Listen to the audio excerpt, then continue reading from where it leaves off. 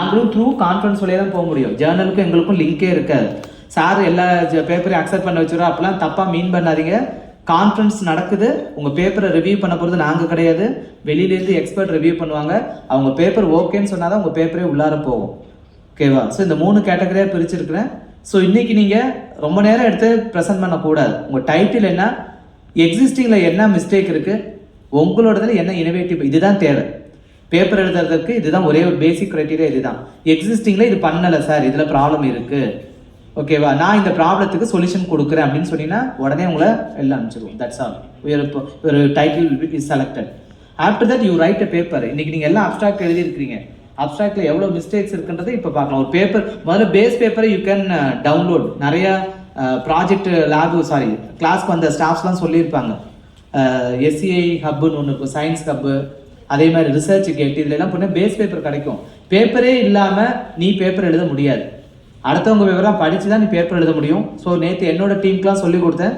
அதே மாதிரி ஸ்டாஃப்ஸ்லாம் கேட்டால் எல்லாரும் சொல்லி கொடுத்துருக்குறாங்க.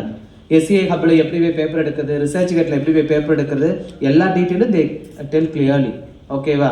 பட் நீங்கள் ஃபாலோ பண்ணலை. இனிமேல் every 10 days or 15 days once இந்த ரிவ்யூ வந்துட்டே இருக்கும். ஃபைனல் ரிவ்யூ வரப்போ தான் உங்கள் டீம் மெம்பர்ஸ் எல்லாத்தையும் உள்ளார கூப்பிடுவேன். Because you are the team leader. நீங்கள் தான் உங்கள் பேப்பரை ஃபர்தராக கொண்டு போகணும்.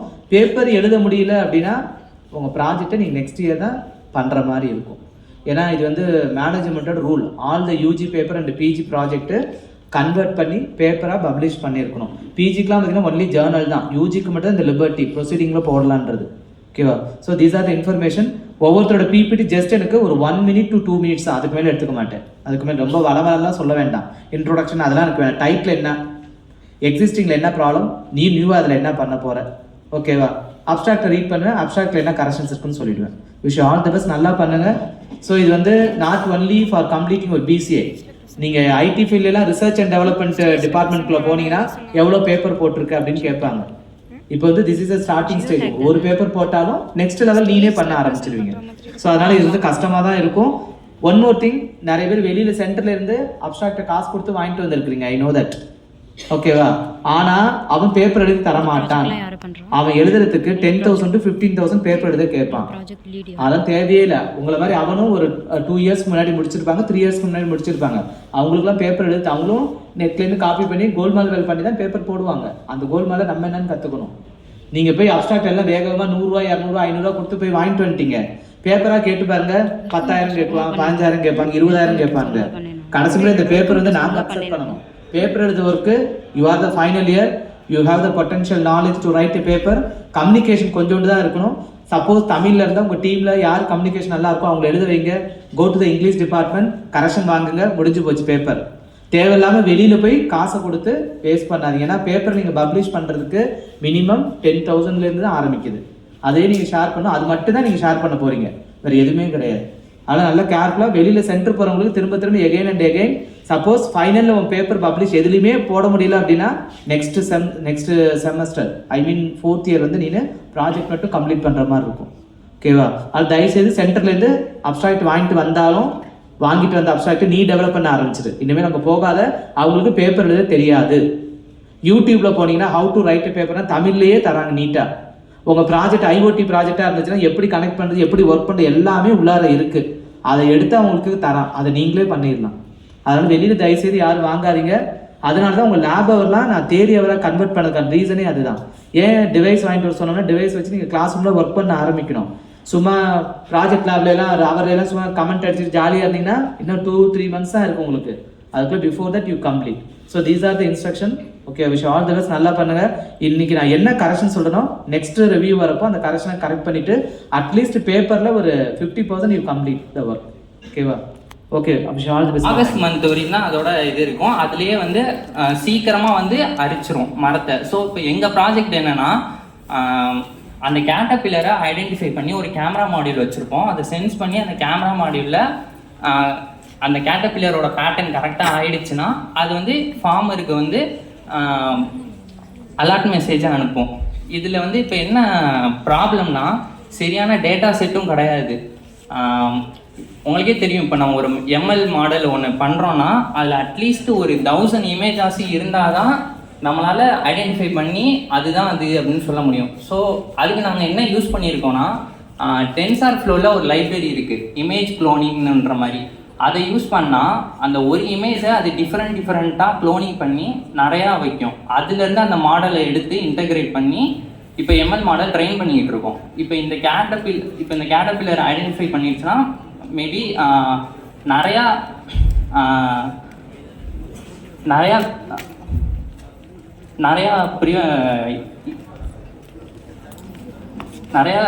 இன்ஃபெஸ்டேஷன் ஆகிறது வந்து நம்மளால் தடுக்க முடியும். ஸோ இதுதான் எங்களோட project. Okay, very good. So this is my another project. Actually, அவங்களோட work is very great because there is no data set available for their project. So Agri University இது மாதிரி ஒரு ஏன்னா முருங்கை மரத்துக்கு வந்து யாருமே இம்பார்ட்டன்ஸ் கொடுத்ததில்லை தெரியும். ஆனால் இப்போதைக்கு பார்த்தீங்கன்னா மெடிசன் வைஸாக ஹெல்த்துக்கு வந்து அந்த முருங்கை மரம் ரொம்ப ஹெல்த்தியாக இருக்கிறதுனால நிறைய இடத்துல அதை வந்து கல்டிவேட் பண்ண ஆரம்பிக்கிறாங்க. அவங்க ஆக்சுவலாக டேட்டா செட்டே கிடையாது. நான் என்ன பண்ண யோசிச்சிருக்கிறப்போ அந்த டீம் பார்த்தீங்கன்னா அவங்களே ஓன் டேட்டா செட்டை இங்கே வந்து லைப்ரரியிலேருந்து எடுத்து கிரியேட் பண்ணாங்க. So it is another real time project. Data செட்டே இல்லாமல் உங்களோட ரிசர்ச் பண்ணவே முடியாது. ஓகேவா? ஸோ உங்கள் corresponding data settle the main data set is UCI. எல்லாமே அதில் இருக்கும். ஹார்ட் டிசீஸ் எல்லா டேட்டா செட்டும் இருக்கும். உன் ப்ராஜெக்ட் என்னவோ அந்த டேட்டா செட் தேடி அதை தான் நீ ட்ரெயின் பண்ணி ஒர்க் அவுட் பண்ணணும். So very good. நெக்ஸ்ட்டு உங்களுக்கு அதை எலாபரேட் பண்ணியிருப்பாங்க. So the importance of writing the papers. Okay. So paper first last year only we conducted 3 reviews for our project, but this year we conducted a review every 15 days once because implementation வந்து நீங்க மார்ச்ல தான் நீங்க கொடுக்கணும். ஐ மீன் உங்க ப்ராஜெக்ட்டோட implementation பார்த்தீங்கன்னா viva வரப்போ March end or April first வீக்ல தான் வைவா வரும். அங்கே நீங்க ஒர்க்கிங் மாடல் காட்டணும். Before that you complete your paper. ஒரு பேப்பரை நம்ம ஜேர்னலில் பப்ளிஷ் பண்ணணும்னா it take nearly 3 months of time. நம்ம இன்னைக்கு சென்ட் பண்ணோட நாளைக்கெலாம் பப்ளிஷ் பண்ண மாட்டாங்க. That is a challenging task. நிறைய ரொம்ப ஒர்க் இருக்குது அதில். ஸோ இதில் எல்லா பேப்பரும் எக்ஸலண்ட்டாக இருக்குமானா தெரியல. It's depends on your project title. ஓகேவா? ஸோ 3 கேட்டகரியாக பிரிச்சுருக்குறோம். First category either web of science or Scopus. இதில் எங்களுக்கு அக்செப்டன்ஸ் வரதுக்கே 6 months ஆகிடும். ஆக்சுவலாக நம்ம பேப்பர் வந்து அந்த ஜேர்னலுக்கு அனுப்பிடுவோம். அக்செப்டன்ஸே 6 months ஆகும். ஸோ ஜேர்னலில் உங்களோட மென்டாரோட நேமும் ஃபஸ்ட் நேமாக இருக்கும் அந்த பேப்பரில். ஆனால் நீங்கள் காலேஜ் விட்டு போனாலும் மென்டார் வந்து உங்களை ஃபாலோ பண்ணிகிட்டே இருப்பாங்க. இது ஒன் டைம். இதில் போகிற பேப்பர்ஸ் பார்த்தீங்கன்னா ஒன்லி 5% ஆஃப் பேப்பர் தான் போகும். ஏன்னா இட்ஸ் வெரி ஹை. PhD பண்ணுறவங்க டாக்டரேட் பண்ணுறவங்க தான் இந்த மாதிரி ஜேர்னல்ஸில் பப்ளிஷ் பண்ணுவாங்க.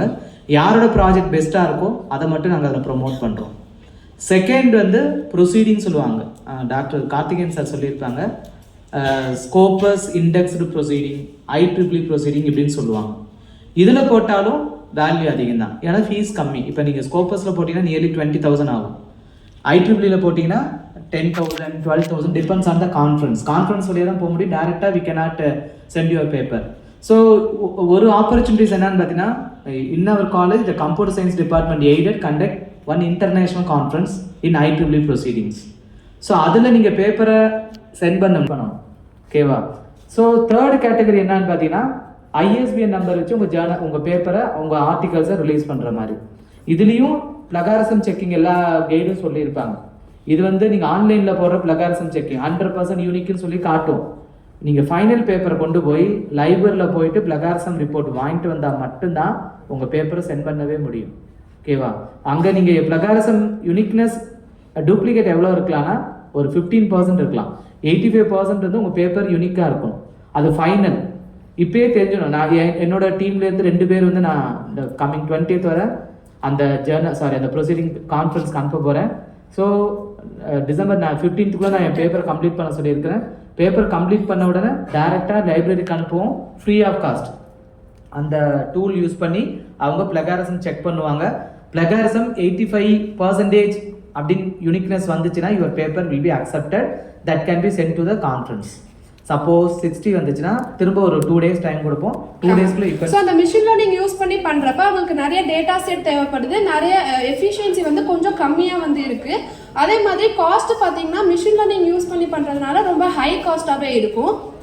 ஸோ இந்த ப்ராஜெக்ட் வந்து ரொம்ப லோ பட்ஜெட், அதாவது க்ளீன் பண்ணுறது ஃபுல்லாகவே க்ளீன் பண்ணும். ஆனால் பட்ஜெட்டும் வந்து ரொம்ப லோவாக இருக்கும். இதுக்கு டைம் ஓவர்.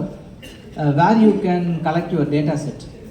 சார் இதுக்கு வந்து டேட்டா செட்ஸ் இல்லை சார், நம்ம வந்து ஒரு ஆப் மூலியமாக தான் சார் பண்ணுறோம். ஆப் மூலியமாக பண்ண போகிறீங்க. இப்போ if you write a paper, you include one term result and discussion. How you can discuss your result? Suppose if you take a data set existing algorithms, you can compare with that.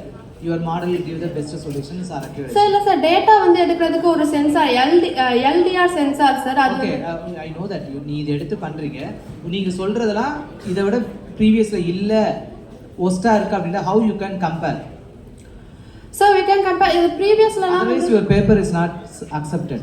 ப்ரீவியஸ்ல வந்து ஒரு app develop பண்ற some algorithm machine learning algorithm use பண்றீங்க. அந்த algorithm best ரிசல்ட்டை கொடுக்கணும்னா you have to compare with the existing.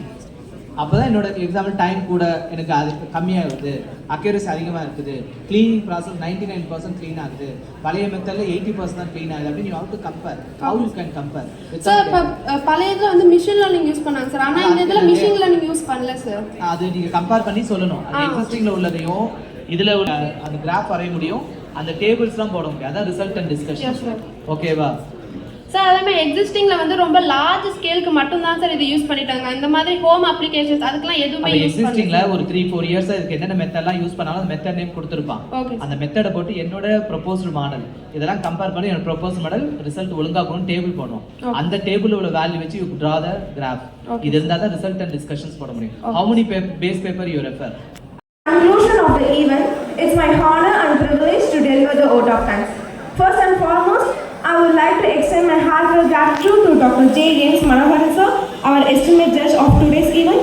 We are truly grateful for your time you have taken to guide us. Thank you, sir. I extend my heartfelt gratitude to Dr. Irish Punita ma'am for your support throughout the event. Thank you, ma'am. A special thanks to our co-convener Dr. K. Arlen Sijimam and Dr. C. Madhumani ma'am for their dedication, tireless effort in organizing this event. Thank you, ma'am. I thank them in their absence. I would also like to express my sincere appreciation to all the participants for their enthusiasm, creativity and commitment. To our organizing committee, faculty members and student volunteers, thank you for your hard work behind the scenes. Last, a big thank to everyone who joined us today. As we leave today, let us carry forward the innovative spirit. Thank you all. We are looking forward to seeing you at the future events. Have a wonderful day ahead. Experimentally உனக்கு தெரியும், ஒரு petrol பங்க்ல ஒரு machine வைக்கிறாங்கன்னா நிறைய permission வாங்கி தான் வைக்கவே முடியும். Yes sir. நீ 100 ரூபாய்க்கு போடுற பெட்ரோல் 80 ருபீஸ்க்கு போடுற ஸ்டேட்மெண்ட்டே முதல்ல தப்பு. அது 1 or 2 பெட்ரோல் பங்க்ல இருக்கலாம். ஆமா சார், இது வந்து எல்லா பெட்ரோல் பங்க்கும் கிடையாது, மெயின் முடியாது. ஓகேவா? நீ எப்படி 20 கம்மியா போறாங்க? இப்போ வந்து மோஸ்ட் ஆஃப் தி பெட்ரோல் பங்க்ஸ்லாம் பெட்ரோல் பங்க்லாம் கிடையாது. கேஸ் போட்டானா பெட்ரோல் பங்கே க்ளோஸ் பண்ணிட்டு போயிடுவாங்க. எந்த பெட்ரோல் பங்க் இல்லை சார், இப்போ அதை ப்ரிவென்ட் பண்ணுறது சார் சார் லினோ மேம் சார். ஒரு காலத்தையும் பண்ண முடியாது. நீ புது இனிமேட்டிவ் இதை கொண்டு வரணும். யார் கைடு உனக்கு? எங்க போய் ப்ராஜெக்ட் வாங்கிட்டு வந்த? பேப்பர் எழுத முடியும்னு கேட்டியாங்க? நான் வாங்கிட்டு வரல சார், நாங்களே தான். நீங்களே எழுதிங்களா? இப்போ பேப்பர் எழுதி ட்ரை பண்ணிக்கலாம்.